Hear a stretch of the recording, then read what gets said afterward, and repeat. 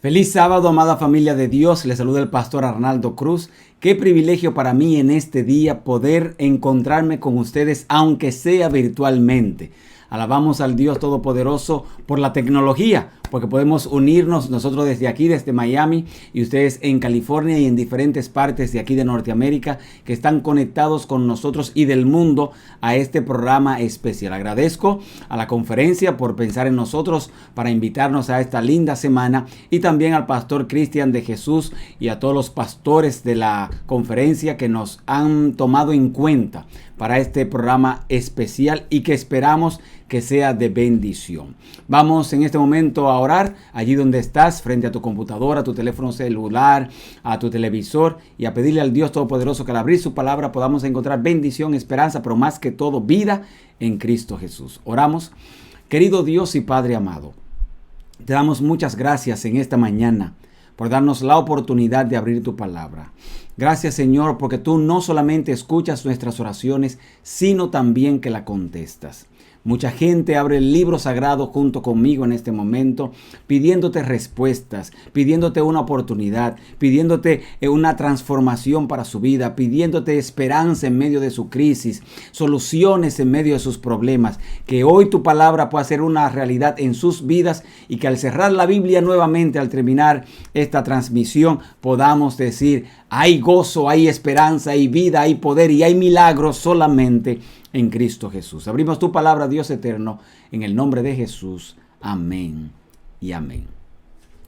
Quiero compartir una experiencia muy dominicana. Quizás usted sea mexicano, de alguna otra nacionalidad que nos esté escuchando en este momento, pero no sé qué desayunan en México, en Ecuador, en Perú, en Bolivia, en Paraguay, en Guatemala, en Honduras, pero yo sí sé lo que desayunan en República Dominicana. El desayuno normal, muchas personas desayunan viandas, pero el sector más grande de mi país desayuna chocolate con pan. A ese pan le ponen quizá mantequilla, y es el desayuno de la mayor cantidad de gente en el país. Es un chocolatito caliente con un pan a veces muy especial. Pero había una familia que estaba compuesta por 4 miembros: los padres, el hijo mayor y el hijo menor. Y esa familia dominicana tenía la costumbre de desayunar lo que en la mayor parte del país se desayuna, que es pan con chocolate. Y el chocolate era para 4, así que la mamá no hacía tanto chocolate para que no se desperdiciara. Pero el hijo mayor no mojaba su pan en el chocolate suyo, sino en el chocolate del más pequeño. Y siempre se quejaba que el más pequeño le robaba el pan, decía el grande. Y la mamá un día observando dice: pero ¿cómo es posible que el más pequeño le robe el pan a este muchacho con el cuerpazo ese que tiene al grande? Y no era necesariamente que le robaba el pan, era que el grande no mojaba su pan en su chocolate, sino que lo mojaba en el chocolate de su hermano, pero quería absorber tanto chocolate que cuando venía a sacar el pan se le quedaba dentro del chocolate de su hermano. Y usted dirá: pastor, ¿qué tiene que ver el chocolate con esta semana? ¿Qué tiene que ver el chocolate con mi situación matrimonial que estoy experimentando? ¿Qué tiene que ver la palabra de Dios con el pan con chocolate? Tiene mucho que ver. Porque al abrir juntos la palabra en esta hora, quiero invitarte por favor a que no mojes tu pan en el chocolate de tu hermano. Conozco mucha gente, gracias a Dios, que ahí en California no sucede eso, y en otras partes del mundo, pero hay otros lugares que sí sucede, que escuchan un tema y se lo ajustan a la esposa. Escuchan un tema y dicen: ay, pero qué bueno que mi esposo esté escuchando. Escuchan una predicación y dicen: ay, aquí están mis hijos. Eso es para mis hijos que el pastor está predicando. En este momento quiero invitarlo a que al abrir la palabra de Dios juntos, usted pueda mojar su pan en su propio chocolate. Las palabras que su servidor, a través del Espíritu de Dios, va a compartir contigo en esta hora, no es para tu esposo, no es para tu esposa, no es para tus amigos, no es para que se lo mande a un compañero que le mandas información o sermones a través de las redes sociales. Moja tu pan en tu propio chocolate. Si así decides hacerlo, entonces escribe allí en el chat junto conmigo lo siguiente: voy a mojar mi pan en mi chocolate. Póngalo allí. Déjeme ver quién es la primera persona que va a escribir allí en el chat. Voy a mojar mi pan en mi chocolate. Eso es. Si usted hace eso ahora, le aseguro que la palabra de Dios hoy será de bendición para usted. Le aseguro que la palabra de Dios hoy traerá esperanza a su vida. Le aseguro que la palabra de Dios traerá gozo a tu vida en este momento. Ahí está la gente escribiendo. Bendito Dios. Voy a mojar mi pan en mi chocolate. Eso es. Entonces, si así usted lo está haciendo, vamos juntos a abrir la palabra de Dios en el libro de San Juan, en el capítulo 8. El título del tema de hoy es una pregunta: que Jesús lo hizo por mí. Mucha gente dice, yo no me merezco la bendición de Dios. Yo no me merezco que Dios me perdone. Yo no me merezco que Dios me dé una oportunidad. Yo no me merezco comenzar una nueva relación. Yo no me merezco que Dios me ayude en mi negocio. Y yo no me merezco. Es cierto, vamos a darlo por sentado. Es cierto, tú no te lo mereces. Pero Jesús en su gracia se atreve a compartir su gracia, su gloria, su bendición, su esperanza con nosotros. La historia más relevante para mí, para contestar esa pregunta, está en el capítulo 8 del libro de San Juan. Abra su Biblia si la tiene, encienda su teléfono, si tiene la Biblia en el teléfono, y mire lo que dice el texto a partir del versículo 1 en adelante. Y Jesús se fue al monte de los olivos. Esa frase la escuchamos en diferentes partes en los evangelios, tanto en Mateo, en Marcos, en Lucas y en Juan, donde Jesús sanaba a la gente, pero luego se iba a solas a orar, donde Jesús compartía con las personas y luego se iba a solas a orar, donde Jesús hacía milagros y luego se iba a solas a orar, donde Jesús enfrentaba a los escribas y fariseos, luego se iba a solas a orar. Y a mí me llama la atención que en diferentes momentos siempre aparece esa frase: Jesús se iba a solas a orar. Jesús se fue al monte de los olivos. De la única forma y el primer paso, el primer secreto, la primera recomendación que quisiera compartir con ustedes, si usted quiere impactar el mundo, si usted quiere impactar a través de sus redes sociales, si usted quiere impactar a través de su iglesia, si usted quiere impactar la vida de su esposo que no es de la iglesia, o de su esposa que se alejó de Dios o que posiblemente nunca se ha acercado a Dios, si usted como padre quiere impactar la vida de sus hijos, tiene que hacer lo que hizo Jesús. Jesús lo que hacía era, se iba al monte de los olivos. El gran problema que está enfrentando la sociedad hoy en día, es más, el gran problema que estamos enfrentando como iglesia hoy en día, es que queremos dirigir la iglesia como dirigimos nuestro negocio. Es que queremos dirigir la iglesia basado en gustos personales, en preferencias personales, y no en un así escrito está.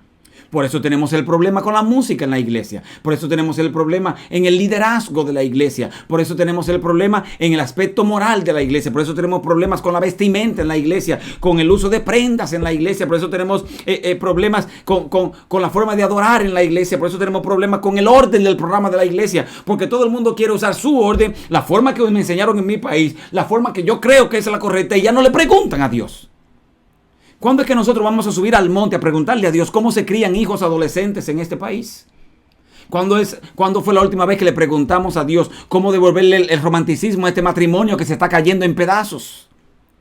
Para usted encontrar la respuesta, no es escuchando solamente un sermón de un pastor, no es solamente entrando a una red social y encontrando un texto bíblico. Tiene usted que irse al monte a preguntarle a Dios, porque ese es tu caso. El que tiene sed tiene que ir a buscar su agua. El que está en necesidad no es que no debe mandar a otro: ay, pastor, ore por mí, que yo sé que a usted Dios lo escucha. A ti también Dios te escucha. Cada persona tiene que subir a su monte. Tiene que subir a su monte con su caso, tiene que subir a su monte con su crisis, tiene que subir a su monte con su frustración, tiene que subir a su monte con su dolor, tiene que subir a su monte con su enfermedad, tiene que subir a su monte con su depresión, tiene que subir a su monte con sus dolores en el corazón, tiene que subir a su monte cargando la mochila de su pasado y de malas decisiones, y presentársela a Jesús allí en el monte y decirle: Señor, yo subí cargado, pero yo quiero bajar ligero en el nombre de Jesucristo. Estoy prendiendo esta transmisión, me estoy uniendo a esta iglesia para escuchar palabra de Dios. No porque va a predicar Arnaldo Cruz, es porque yo quiero escuchar a Jesús decirme cómo yo voy a sobrevivir en este valle. La respuesta no está en el valle. Las respuestas están en el monte con Jesús. ¿Cómo salir de la crisis existencial? ¿Cómo salir de la crisis de esa frialdad espiritual? Subí al monte. Jesús subía frecuentemente al monte. siendo el Hijo de Dios, teniendo todas las respuestas. Pero para uno poder sobrevivir en este mundo tan secularizado, para uno poder impactar en este mundo tan lleno de pecado, para uno mantener su moral en alto, limpia, pura, en medio de una inmoralidad, de cómo se ha deteriorado la moral hoy en día, cómo a lo bueno se le llama malo, cómo a lo malo se le llama bueno. Solamente las respuestas se consiguen en el monte. La fortaleza para aguantar esta situación matrimonial, estas burlas, este maltrato psicológico y físico, solamente en el monte. Por eso la gente lee la historia de Juan 8 y se concentra solamente en el evento que comienza en el versículo 2. Pero se olvida que el éxito de Jesús para resolver esta situación, la sabiduría que obtuvo Jesús para resolver este problema que aparece a partir del versículo 2, estaba en el versículo 1. Subí al monte. De la única forma que yo puedo lograr salir hacia adelante es buscando la sabiduría de Dios en su monte, no en el monte mío, no en el monte de mis compañeros de trabajo, no en el monte de las redes sociales, es en el monte con Jesús. Cuando Jesús baja del monte por la mañana, dice el versículo 2, volvió al templo. Allí se reunió en la iglesia, toda la gente vino a escuchar a Jesús porque Jesús llenaba la vida de entusiasmo. Las palabras de Jesús daban alegría, las palabras de Jesús daban esperanza. Y me llama la atención eso que hacía Jesús. Jesús viene al monte, la gente vino a él, sentado él, dice el verso 2, les enseñaba a las personas. Y muchas veces la gente viene a la iglesia a coger golpes, la gente viene a la iglesia a que le estén tirando, la gente utiliza la Biblia para golpear a las personas, utiliza los escritos del Espíritu de Profecía para darle latigazos a la gente, darle latigazos a los jóvenes, maltratar a aquellos que piensan diferente a mí. Pero el texto bíblico en el versículo 2 dice que Jesús fue al templo, la gente vino a la iglesia a buscar esperanza, la gente vino a la iglesia a buscar soluciones, la gente vino a la iglesia a buscar sanidad, la gente vino a la iglesia a buscar libertad, y todo eso lo ofrecía Jesús. La pregunta es esta: ¿qué está ofreciendo tu iglesia? Cuando entras a la iglesia, ¿con qué objetivo entras? Y cuando sales, ¿puedes decir que alcanzaste los objetivos? Tú que me estás escuchando, que eres predicador frecuente en la iglesia, cuando presentas el mensaje de Dios, ¿presentas el mensaje de Dios o presentas tu mensaje? La gente que te escucha, ¿se llena de esperanza o se siente maltratada, golpeada y juzgada? La gente venía a Jesús porque en Él encontraban todo lo que necesitaban. Sanidad, Él la tenía. Libertad, Él la tenía. Bendiciones, Él la tenía. Borrar el pasado, Él lo resolvía. Todo eso lo hacía Jesús. Y nosotros como discípulos de Jesús tenemos que hacer lo mismo también hoy en día. Por eso en el versículo 3 vienen los escribas, los fariseos, le traen una mujer sorprendida en adulterio. Esto no es un chisme, esto no es un rumor, esto no fue que me contaron, esto no fue que lo inventaron. Encontraron a la mujer con otro hombre que no era su esposo. Encontraron a la mujer en adulterio y la traen donde Jesús. La ponen en medio. Posiblemente la trajeron sin maquillaje. Posiblemente la trajeron no con la ropa que ella andaba para poder andar en la calle. La trajeron como la encontraron, posiblemente envuelta en una sábana. Y esta mujer lo que tenía que mostrar en la intimidad, ahora lo estaba mostrando en la calle. Los escribas y los fariseos estaban trayendo a esta mujer donde Jesús. La tiraron allí como cualquier cosa. La tiraron allí como la que no sirve. Y mucha gente hoy en día hace lo mismo con nosotros. Y nos han puesto la sábana de las etiquetas. Le llaman, este es un inmigrante. Este es un ilegal. Este es un mexicano. Este es un dominicano. Este es un colombiano. Este es un hondureño. Este es un salvadoreño. Este es un nicaragüense. Este es un guatemalteco. Y nos ponen la sábana de las etiquetas.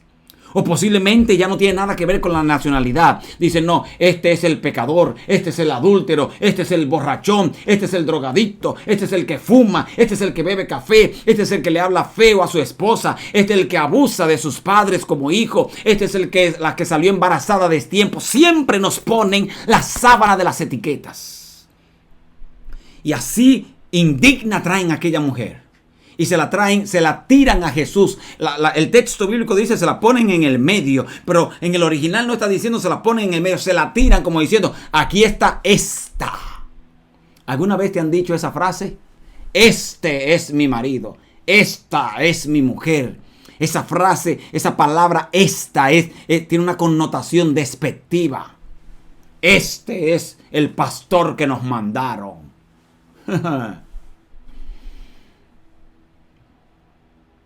La pusieron en el medio. Y cuando ponen a la mujer en el medio, le hacen una aseveración peligrosa a Jesús.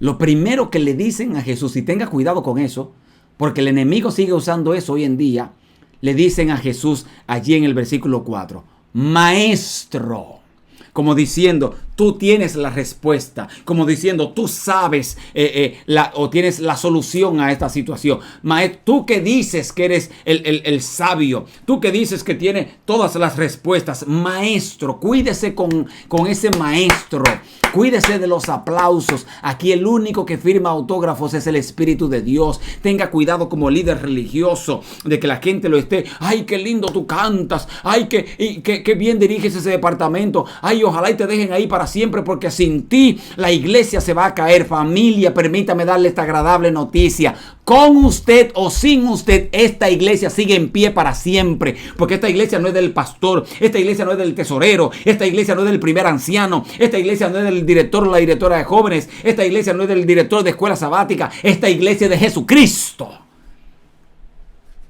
Tenga cuidado con cuando lo están alabando a usted. Nosotros no nos llevamos ninguna gloria, la gloria es de Jehová de los ejércitos. Maestro, esta mujer ha sido sorprendida, dice el verso 4, en el acto mismo de adulterio. Yo a veces me pongo en el zapato de la mujer. Si la encontraron en el acto mismo de adulterio, significa que la estaban observando, la estaban espiando. Estaban esperando que cayera en el pecado. A veces yo siento que hay gente que le encanta yo le llamo el síndrome de Jonás. El síndrome de Jonás es, me voy a sentar aquí bajo esta enredadera a ver cómo se queman y el Señor manda fuego contra los 120,000 de Nínive. Y me molesto cuando la persona se arrepiente, como aparece en la historia de Jonás en el capítulo 4. Y me molesto cuando la persona busca a Dios de corazón. Y me molesto cuando mi palabra queda defraudada y la persona se reconcilia con Dios. Y nosotros comenzamos a decir, le doy 6 meses a ese para que se salga de la iglesia. Ese tiene la carita de sinvergüenza. Y comenzamos a marcar a las personas. Esta mujer ha sido agarrada en el acto mismo de adulterio. No creo que haya perdón para esta persona que salió embarazada a destiempo. No creo que existe oportunidad para este borrachón. No creo que existe salvación para este pecador miserable. Y eso hacemos nosotros, familia.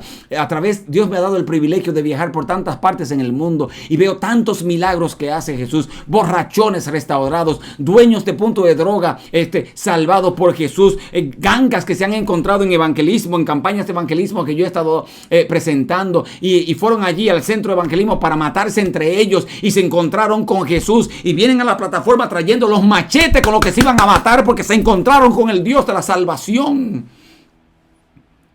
Mucha gente no se da cuenta que cuando alguien se encuentra con el maestro sana, el maestro restaura. No hay nadie que se ha encontrado con Jesús que se quede siguiendo siendo la misma persona. Y bendito sea el nombre del Dios del cielo. Cuando yo me encuentro con Jesús, a Él no le importa mi pasado. A Él no le importa la sábana con la que me trajeron. A Él no le importa el pecado que en ese momento estaba cometiendo. A Él le importa que me trajeron donde Él. Y cuando me traen donde Él siempre hay esperanza, con Él siempre hay soluciones, con Él siempre hay bendiciones, con Él siempre hay restauración, con Él siempre hay salvación. Pero nosotros, los que tenemos pensamientos terrenales, esta mujer ha sido encontrada en el acto mismo de adulterio. Y decimos más, y en la ley nos mandó Moisés apedrear a tales mujeres. ¿Tú pues qué dices? Cuando yo leo esto en el verso 5, yo me pregunté, ¿qué era lo que decía la ley de Moisés? Y me encuentro en Levítico capítulo 20, basado en ese texto, el verso 5 de Juan 8. En Levítico capítulo 20, versículo 10 dice, si un hombre y una mujer son encontrados en adulterio, indefectiblemente ambos debían ser muertos o apedreados. Lo que yo noto interesante es que ahora traen a la mujer, pero ¿dónde está el hombre? Ahí yo me doy cuenta que lo que el texto está diciendo es que están tratando de engañar a Jesús. Por eso el versículo 6 dice, le están diciendo esta pregunta a Jesús para tentarlo. Claro que lo están tentando. Porque Jesús, desde que comenzó su ministerio, se presentó, se promovió como el Dios de la libertad. Cuando leyó el capítulo de Isaías allí en el templo, dijo, esta profecía se ha cumplido, he venido a traer libertad a los cautivos, esperanza a los que están sin esperanza, a los oprimidos le he traído las buenas nuevas de salvación, el año agradable del Señor. Pero si Jesús es tan bueno como es, entonces no debería permitir que apedrearan a esta mujer. Pero si Él es tan justo y que conoce tanto la ley y es el Mesías, entonces no debería Él perdonarla. Esa era ahora la trampa. Él se promovió como misericordioso. Pero si Él dice que la apedreen, no es tan misericordioso como Él predica. Él se promovió como que no vino a abrogar la ley. Pero en la ley dice Moisés, en Levítico 20:10, que hay que apedrear a tales mujeres y a tales hombres. El problema es que aquí mata a la mujer. ¿Y el hombre dónde está? Usted nota la confabulación que están teniendo para tratar de hacer caer al maestro. Y qué grave error, hacer caer al maestro. Porque Jesús no se lleva de las adulaciones. A Jesús no lo distraen los aplausos ni lo desenfocan. Jesús tenía una misión en la mente y es salvar al ser humano. Esta mujer sabía que se merecía ser apedreada. Esta mujer sabía que la habían encontrado en adulterio. Esta mujer sabía que la única persona que quizás no se había acostado con ella era Jesús y él podía apedrearla. Y dice el texto bíblico en el versículo 6, en la parte final, pero Jesús. ¡Wow! Pero Jesús. Ese pero cambia todo. Usted puede ser un pecador, pero te encontraste con Jesús, todo cambió. Eras un mujeriego, pero te encontraste con Jesús, todo se resolvió. Estabas listo para ser decretado para muerte, pero llegó Jesús y Él te sanó. Dice el texto en el verso 6, en la parte final, pero Jesús, inclinado en el suelo, escribía con su dedo. Familia de Dios, tenga cuidado si usted quiere que Jesús piense igual que usted. Tenga cuidado porque Jesús no juzga como juzgamos nosotros. No mira lo que miramos nosotros. No condena como condenamos nosotros. No cae en el jueguito como caemos nosotros.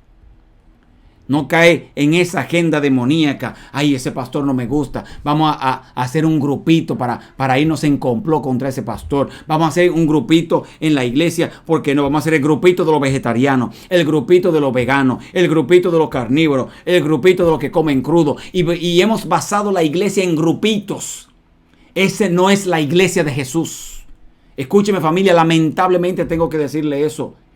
No, que vamos a hacer el grupito de los conservadores, el grupito de los liberales, el grupito de los contemporáneos. No deben hacer grupitos en la iglesia. Jesús no es el Dios de grupitos. Jesús es el Dios de todos.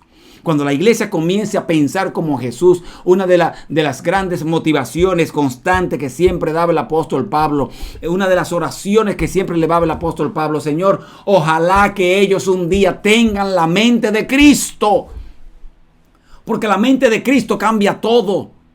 Hay personas que salen directo del trabajo para venir a la iglesia, pero en su trabajo estaban trabajando con pantalones puestos, las damas, y llegan a la iglesia y normalmente aquellos que no tienen la mente de Cristo Miran el pantalón, pero no miran el esfuerzo que está haciendo esa mujer que se metió en ese tapón en la carretera para venir a encontrarse con sus hermanos en la iglesia. Solamente miramos la tela, lo que está por fuera, pero no miramos la intención del corazón y el esfuerzo y sacrificio que esa persona hace. Solamente miramos los tatuajes cuando una persona viene a bautizarse a la iglesia. Ay, pero mira el tatuaje que tiene. Ese tatuaje se va a convertir en la marca de dónde estaba, como un monumento de dónde lo sacó Dios y ahora quién es en el nombre de Jesús. Nosotros tenemos que comenzar a tener la mente de Cristo, a adorar con la mente de Cristo, con la pasión que predicaba Cristo. Donde quiera que había gente, Jesús se metía. Por eso hoy en día es tan necesario que como iglesia, que como individuo, que como líderes podamos meternos en las redes sociales. Las redes sociales están inundadas por el diablo. ¿Cuándo es que la iglesia se va a poner de acuerdo y va a sacar al diablo de la red y va a meter a Cristo? Familia, Cristo tiene que predicarse en Facebook. Cristo tiene que predicarse en Twitter. Cristo tiene que predicarse en Instagram. Cristo tiene que predicarse en Snapchat. Cristo tiene que predicarse en TikTok. Cristo tiene que predicarse en YouTube. Cristo tiene que predicarse en Telegram. Donde quiera que haya una red social, tiene que aparecer Cristo. Donde quiera que la gente se mete, tiene que meter el mensaje de Cristo. En el trabajo donde estás, en la universidad donde estudias, en la academia o la escuela pública donde estás estudiando, con tus compañeros, amigos del barrio. Tenemos que inundar la gente con Cristo, pero vamos a inundarlo nosotros con la mente de Cristo. Por eso Jesús comienza a escribir en tierra. Yo me imagino a Jesús diciendo: Señor, pero esta gente me han parado el sermón, esta gente me han parado la enseñanza, esta gente me han detenido mis palabras de esperanza para estar resolviendo esta situación. ¿Cómo es posible que la iglesia está invirtiendo sus finanzas?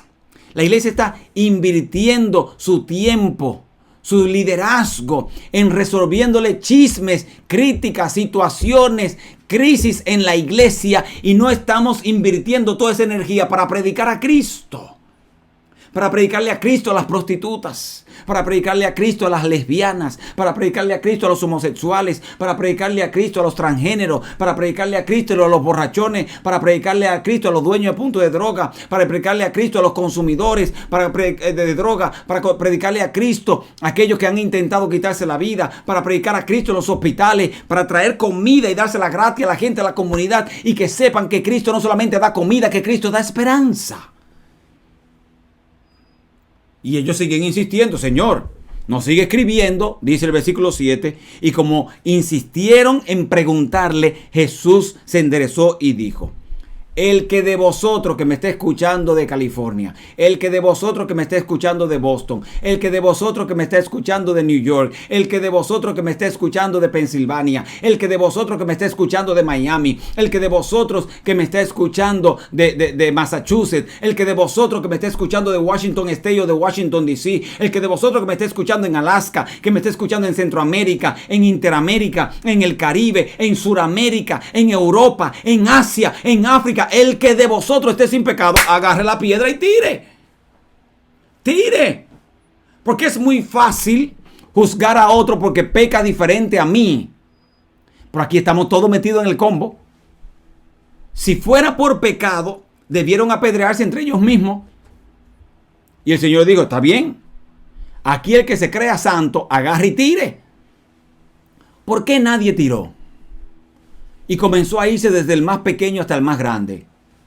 Porque desde el más pequeño hasta el más grande eran unos sinvergüenza.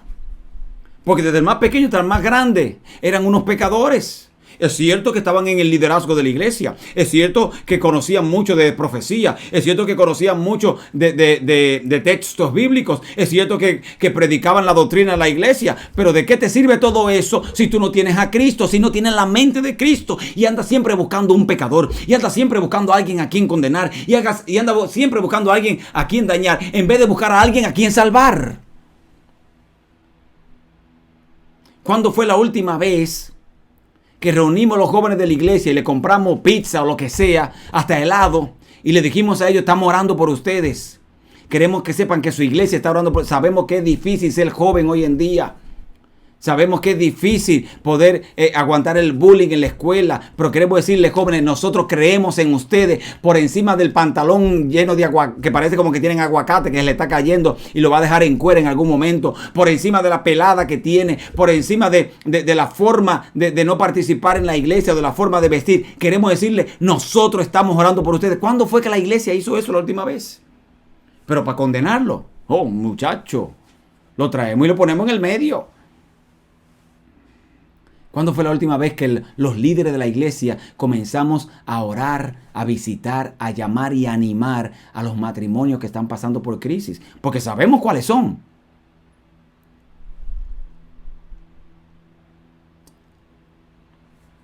Dice el verso 9, al oír esto, todos acusados por su conciencia, salían uno a uno, comenzando desde los más viejos hasta los más jóvenes. Y dice el texto bíblico en la parte final del versículo 9. Esta es la parte peligrosa. Y se quedó solo Jesús y la mujer que estaba en el medio. Esa es la parte peligrosa de la historia. Se quedó solo Jesús y la mujer. Jesús no se había acostado con ella. Jesús no tenía pecado, o sea que él sí podía condenarla. Él sí podía decirle, mira, sinvergüenza, ¿cómo es posible que tú caíste en esa situación? Él pudo haberla criticado, él pudo haberla juzgado, él pudo haberla condenado, él pudo haberla humillado porque se quedó él y ella solos. Usted nota en el versículo 9 que la mujer cuando se fue la gente, ella no se paró y salió corriendo. ¿Sabe por qué no se paró? Porque el que sí la conocía estaba ahí. El que sí podía apedrearla estaba todavía ahí. El que sí sabía su pasado estaba ahí. Y dice el texto bíblico,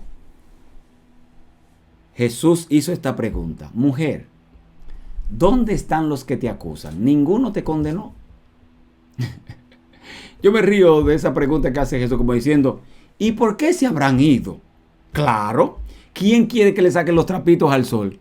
¿Quién quiere que diga, oh, el pastor Arnaldo Cruz, un conocido pastor en las redes sociales, en su iglesia Los Peregrinos, que lo escuchamos por radio y también por televisión? Oh, el pastor Arnaldo Cruz es un adúltero, dice Jesús. El pastor Arnaldo Cruz mira pornografía, dice Jesús. El pastor Arnaldo Cruz es mentiroso. El pastor Arnaldo Cruz maltrata a sus hijas. ¿Quién se va a quedar cuando Jesús le está sacando a uno los trapitos al sol? Yo me voy. Por eso se fueron todos. Y los que trajeron a la mujer se fueron también y la dejaron a ella sola con Jesús. Y esta es la parte más hermosa, familia.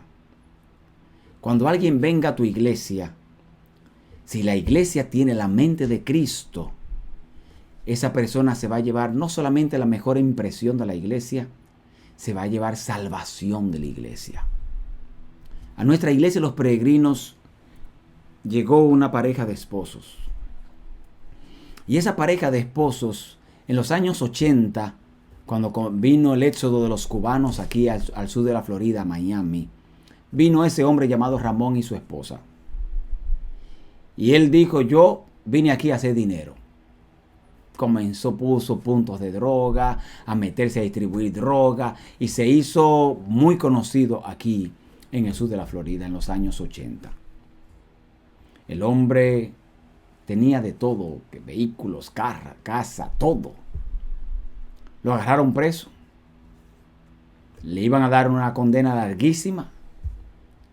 Y él le dijo a los abogados, hagan lo que sea, pero sáquenme de aquí. Yo pago lo que sea para que me saquen de aquí. Y los abogados, con asuntos de tecnicismo y todo eso, lograron que él no pasara un solo día en la cárcel. Y cuando salió de la cárcel, allí, salió directamente para dormir en la calle. Todo el dinero se le fue en abogados. Y pasó de ser un hombre reconocido de mucho dinero a dormir en los basureros aquí en Miami. Su esposa cae con una crisis de neumonía, de oxígeno, casi de muerte. Y allí se encuentran con una de nuestras enfermeras de nuestra iglesia Los Peregrinos llamada Lidia Sáceta. Y Lidia Sáceta le dice a ellos, mira, ven a mi iglesia. los quiero llevar para que conozcan a nuestra iglesia y escuchen mensajes de esperanza. Y yo digo, sí, cómo no, con gusto. Cuando salgamos aquí al hospital vamos a ir para allá. Y fueron literalmente, Lidia los llevó a la iglesia. Cuando se desmontaron de la iglesia y saludaron a las hermanas que están allí en la entrada de la iglesia, que son unas viejitas que yo tengo, que son una chulería de viejitas. Cuando se desmontaron y esta mujer los abrazaron, esta gente olía a pecado, olía a basura podrida. Y la abrazó esas hermanitas de la iglesia vestidas de blanco, lo abrazaron, así lo apretaron. Y yo decía, pero ¿cómo es posible esta gente abrazándonos a nosotros con este mal olor que tenemos? Olemos a calle, olemos a años durmiendo en la calle, a ropa mojada que se le ha secado en el cuerpo. La esposa de Ramón llegó con un tanque de oxígeno que había que conectarlo. Y le dijeron, mire, escoja donde usted quiera sentarse. Y ella le dijo, no, yo me voy a sentar aquí atrás porque no queremos. No, siéntese donde usted quiera, vaya, siéntese al frente, que nosotros vamos a llevar una extensión para que usted pueda conectar allí su oxígeno. Y allí se sentaron. Llegaron, eso fue un miércoles en la iglesia. Todavía no habían comenzado el servicio de canto, todavía no habían dado los testimonios, todavía no habían tenido el momento de oración, pero allí llegaron, no había su servidor comenzado a predicar y allí llegaron. El trato que le dieron los diáconos, el trato que le dieron las diaconisas, el trato que le dieron los hermanos que le dieron la bienvenida, gracias por estar con nosotros. Todo el mundo sentía el olor. No fue que se quedaron sin nariz los hermanos de los peregrinos. Todos sentíamos el mal olor. Pero no estábamos pensando en el mal olor, estábamos pensando en ellos. Y cuando estaban en el momento de alabanza, me cuenta Ramón mismo a mí, después, que él se le acercó a su esposa y le dijo, yo no sé lo que cree esta gente. Yo solamente sé que de esta iglesia no me saca nadie. Ellos no habían escuchado el mensaje. Ellos no habían abierto la Biblia junto con nosotros. Pero el amor de Jesús, gente con la mente de Cristo lo había recibido en la puerta. Gente con la mente de Cristo le había buscado la extensión larga de 50 pies para que ella se sentara donde ella quería. Gente con la mente de Cristo la había abrazado. Gente con la mente de Cristo le había dado la bienvenida. Y ellos se preguntaban, pero ¿por mí están haciendo eso? ¿Por mí están buscando la extensión? Por mí me están sentando en los lugares más cercanos al predicador, que era su servidor que iba a predicar. La misma sensación la sintió aquella mujer. Cuando ella le dijo a Jesús, sí, Señor, se fueron todos, pero quedas tú aquí. Y Jesús le contesta a esa mujer lo que él aprendió cuando subía al monte. A encontrarse con su padre, a conectarse con su padre, a recordar la misión que le dio su padre, el enfoque que su padre le había dado al venir a este mundo, al ponerse en el zapato de nosotros. El padre le había enseñado, acuérdate, primero la gente. No le dijo primero la música, no le dijo primero la doctrina, no le dijo primero el orden del programa. No le dijo primero el liderazgo. No le dijo primero los que dan más diezmo. Le dijo primero la gente. A los que nadie quiere, a esos primero. A los que todo el mundo etiqueta, a esos primero.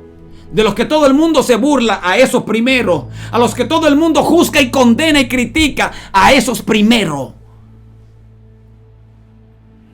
Y a ella Jesús le dijo, ¿ellos no te condenaron? No, Señor.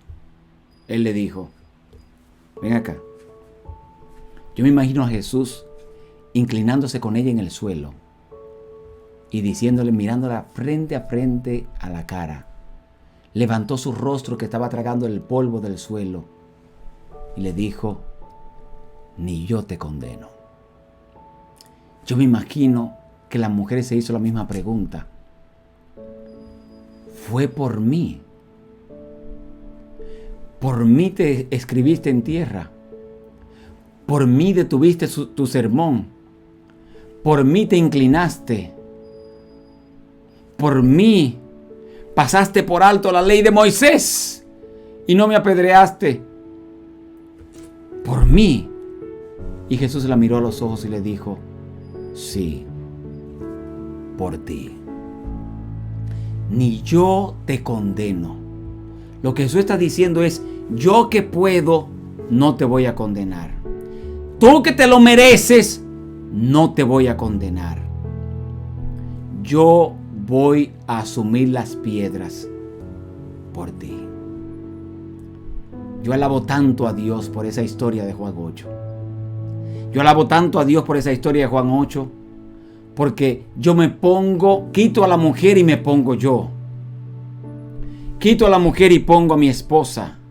Quito a la mujer y pongo mis hijas, que un día alguien las va a querer apedrear, alguien va a intentar condenarlas, y yo tengo la esperanza que se acerque Jesús y le diga: ni yo, Laura, te condeno, ni yo, Gabriela, te condeno, ni yo, Menchi, te condeno, ni yo, Arnaldo, te condeno. Vete, pero no peques más. Vete, te voy a dar una nueva oportunidad en el nombre de Jesús. Amada familia que estás mirando frente al televisor, al teléfono, al computador, en esta hora que estás escuchando a través de la radio en algún país, yo quiero decirte, cuando te preguntes si te mereces el perdón de Dios, no olvides estas palabras del mismo Jesús: ni yo te condeno. Ya la condenación la estamos sufriendo con las consecuencias de nuestras malas decisiones. Jesús vino a convertir nuestras tragedias en bendiciones. Por eso me gustaría orar. Me gustaría orar por alguien que necesita de emergencia, que Jesús venga, se incline contigo. Mire cómo se ve el mundo desde aquí abajo. Mire cómo te condenan. Mire cómo te critican. Mire cómo te juzgan. Miren cómo te miran de mala manera. Y Jesús, cuando se inclina y se da cuenta de lo que tú ves, siente lo que tú sientes, mira las piedras que tú ves, Él puede entonces entender y decirte: ni yo te condeno. Yo quiero invitar a alguien que alguien lo ha señalado, lo ha juzgado, lo ha condenado y lo ha sacado de la iglesia. O alguien que ha pecado y ya la gente te mira de mala manera. Y te preguntas: ¿Jesús podría hacer algo por mí? Yo te voy a dar la respuesta en el nombre y con la autoridad que me da el Dios Todopoderoso. Sí, Él lo va a hacer por ti. Porque Él te ama, porque Él te quiere, porque Él te extraña, porque Él te considera tu hijo, su hijo y su hija. Entonces yo quiero orar por 68 personas que quieran escribir conmigo esta frase: no me condenes, Jesús. Sé que me lo merezco. Sé que he fallado, sé que te he dado la espalda, sé que he pecado grave, sé que me he apartado, sé que me he enfriado. Pero escribe esta frase conmigo. Son 4 palabras. No me condenes, Jesús. Y yo voy a orar por esas 68 personas. Bendito Dios, ya lo que están escribiendo allí en el chat. Gloria a Dios. Escríbelo allí. Voy a orar en 1 minuto. No me condenes, Jesús. No importa quién eras, no importa quién eres, no importa si la gente se da cuenta. Escríbelo, olvídate del que está al lado y escribe esa frase y dile a Jesús: no me condenes, Jesús. Y Jesús hoy te dará la salvación y la esperanza. Gloria a Dios por toda esa gente que está escribiendo allí. Bendito sea Jesús. Alabo a Dios en esta mañana por su misericordia, por su amor, por su bondad, por su perdón. Porque se está ocupando el lugar de condenación que me corresponde a mí para darme el lugar de salvación. Oramos. Querido Dios y Padre amado, muchas gracias. Gracias por tu amor. Gracias por inclinarte. Gracias por detenerte. Gracias por escribir en tierra para que nuevamente la brisa suave de Jesús se lleve todo eso que escribiste y nos des nueva esperanza en el Todopoderoso. Nuevas oportunidades. No me condenes, Jesús, está escribiendo la gente. No me condenes, Jesús, aunque he fallado en mi matrimonio. No me condenes, Jesús, aunque pasé los límites en mi noviazgo. No me condenes, Jesús, aunque estoy dándole clic ahí a www.sinvergüenza.com en el internet viendo pornografía. No me condenes, Jesús, por mi pecado, por mi pasado, por mis malas decisiones. Restáurame, Jesús. Restáurame y dame un nuevo comienzo. Y que esta semana que comienza pueda ser una semana de esperanza. Puede ser una semana de sanidad, puede ser una semana de libertad, puede ser una semana de gozo, una semana de regocijo y una semana de oportunidades. Que así sea, en el nombre de Jesús. Amén y amén. Amada familia, gracias por compartir conmigo en este día. Gracias, amados, por haberme invitado. Que el Todopoderoso les bendiga, que el Todopoderoso les dirija, que el Todopoderoso les use, que el Todopoderoso les ayude, que el Todopoderoso les restaure. Quiero invitar ahora 110 personas. Antes de irme, me quedan 48 segundos. Escriba allí: restáurame Jesús, restáurame Jesús. Escríbelo allí ahora, pero con entusiasmo, con alegría, creyéndolo, por fe. Decláralo allí y di: Señor, restáurame Jesús. Y vas a ver a Jesús restaurando tu matrimonio, tus finanzas, restaurando tu pasado y dándote un nuevo presente victorioso, restaurando tus hijos, trayéndolo de nuevo a la iglesia. Escribe allí: restáurame Jesús. 110 personas. Bendito sea Dios. Familia, que el Señor les bendiga, que el Todopoderoso sea con ustedes, que Jehová les bendiga y les guarde, que Jehová hoy haga resplandecer su rostro sobre ustedes y tenga de cada uno de ustedes misericordia, que Jehová hoy alce sobre ti y sobre mí su rostro y ponga en ti y en mí, siempre ponga en ti y en mí su paz. Que Dios les bendiga. Se despide su hermano, amigo y pastor Arnaldo Cruz. Bendiciones.